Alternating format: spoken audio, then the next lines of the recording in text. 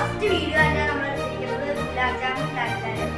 അപ്പൊ അതിനു വേണ്ടി നമ്മളെ ബ്രെഡിന്റെ ഈ ബ്രൗൺ ലക്ഷ്മി അതൊക്കെ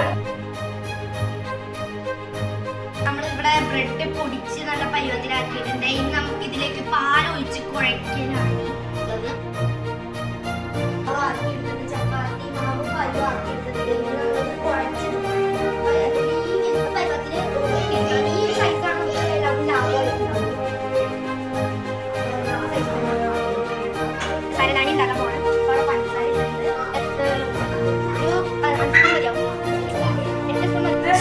ഇളക്കി തുടങ്ങി നമ്മുടെ പഞ്ചസാര അതിലേക്ക് അത്യാവശ്യം വേണ്ടത്ര പഞ്ചസാര നമ്മളിട്ടുണ്ട്. അത് കഴിഞ്ഞിട്ട്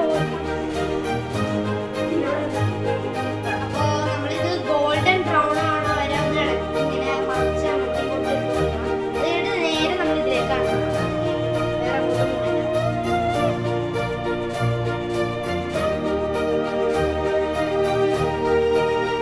ഗുലാബ് ജാമിന്റെ ബോൾസോട് പഞ്ചസാര ഇട്ടിട്ടുണ്ട്.